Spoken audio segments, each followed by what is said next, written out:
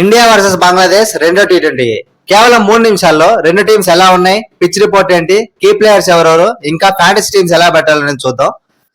India team బాగుంది అన్నంత మాత్రాన ఇదే వన్ సైడ్ మ్యాచ్ కాదు. బంగ్లాదేశ్ వైపు కూడా లితన్ దాస్, మహమ్మదుల్లా రియాద్, షాంటో లాంటి బ్యాటర్స్ ఉన్నారు. ఇంకా ఫాస్ట్ బౌలింగ్ విషయంలో బంగ్లాదేశ్ బౌలర్స్ మన బౌలర్స్ కంటే కూడా కొంచెం ఎక్స్పీరియన్స్డ్ బౌలర్స్.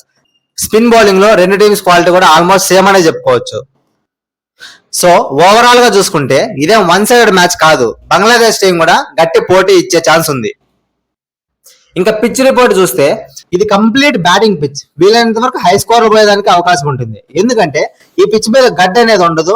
పవర్ ప్లే లో ఫాస్ట్ బౌలింగ్ అంత హెల్ప్ ఉండదు. బ్యాటింగ్ కే ఎక్సలెంట్ గా సపోర్ట్ చేస్తుంది. ఇంకా మిడిల్ ఓవర్స్ లో స్పిన్ పడుతుంది, కానీ రెండు టీమ్స్ లోని బ్యాటర్స్ కూడా స్పిన్ ని బాగానే ఆడగలరు.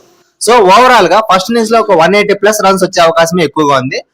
ఒక 200 పైన కొడితే ఫస్ట్ ఇన్నింగ్స్ గెలవచ్చు. ఒక 180 అటు ఇటుగా ఉంటే చేజింగ్ గెలిచేదానికి ఎక్కువగా ఛాన్స్ ఉంటుంది. ఇంకా కీ ప్లేయర్స్ ఫ్యాంటసీ టీమ్స్ ఎలా పెట్టుకోవాలని చూసుకుంటే ఫస్ట్ ఇన్నింగ్స్ పవర్ ప్లే లో కానీ సెకండ్ ఇన్నింగ్స్ పవర్ ప్లే లో కానీ బ్యాటింగ్ కే ఎక్కువ అనుకూలిస్తుంది. కాబట్టి ఫాస్ట్ బౌలర్స్ ని అవాయిడ్ చేయండి. వీలైనంత వరకు శాంసన్, అభిషేక్ శర్మ, లితన్ దాస్ లాంటి డైనమిక్ బ్యాటర్స్ ని పెట్టుకుంటే బాగుంటది.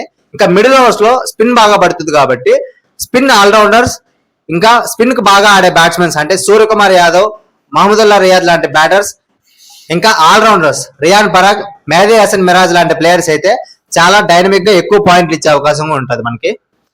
సో ఓవరాల్ గా ఏ టీం గెలుస్తుందని మీరు అనుకుంటున్నారు కింద కామెంట్స్ లో చెప్పండి. Thank you for watching. Follow Crix Telugu for more.